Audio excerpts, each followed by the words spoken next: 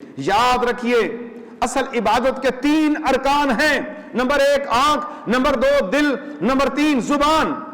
یہ 3 چیزیں جو ہیں، اور ان کے متعلق میرے رب نے بھی واضح ارشاد فرما دیا ہے. آنکھ عبرت کے لیے اللہ تبارک و تعالیٰ نے عطا فرمائی ہے. وَتَعْبِرُ يَا أُولِي الْأَبْصَارِ، سورہ حشر میں رب فرماتا ہے اے بصیرت کی آنکھیں رکھنے والوں عبرت حاصل کرو. بصیرت کی آنکھ رکھنے والوں تمہیں آنکھ دی ہے. دیکھو اگر کوئی بیمار ہے تو تم سوچو تم بھی بیمار ہو سکتے ہو. کوئی مفلس ہے تو سوچو تم بھی مفلس ہو سکتے ہو. کوئی یتیم ہے تو سوچو تم بھی یتیم ہو سکتے ہو. دیکھو کوئی غریب غربا ہے، دیکھو تم بھی غربت میں آ سکتے ہو. کسی کو تکلیف میں دیکھو تو پھر عبرت حاصل کرو. تمہیں میں نے آنکھ عبرت کے لیے دی ہے اور دل غور و فکر کے لیے دیا ہے. رب تعالیٰ فرماتا ہے یتفکرون فی خلق السماوات والارض.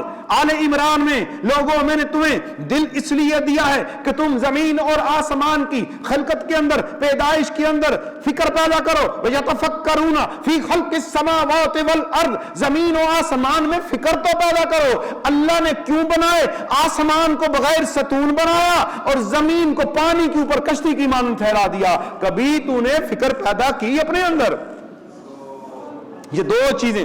اور تیسری چیز رب کہتا ہے زبان تجھے میں نے دی ہے. زبان حق و صداقت، تسبیح و تعلیل، اللہ کے ذکر کے لیے، اللہ کے محبوب کے ذکر کے لیے، تلاوت قرآن کے لیے. لیکن تو کیا کر رہا ہے اس زبان کے متعلق؟ اللہ تبارک و تعالی قرآن میں ارشاد فرماتا ہے اذکروا اللہ ذکرا کثیرا وسبحوا بکرۃ واصیلا. سورہ احزاب میں رب فرماتا ہے اللہ تعالیٰ کا بہت ذکر کرو، کثیر ذکر کرو، کثرت سے ذکر کرو، صبح و شام سب بکرتم واسیلا، صبح و شام ذکر کرو.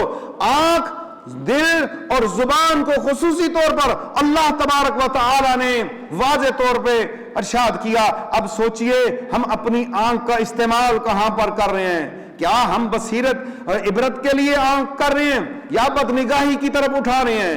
دل کو خواہشات دنیا کی طرف لے کے جا رہے ہیں یا اللہ کی بنائی ہوئی چیزوں میں تدبر کر رہے ہیں؟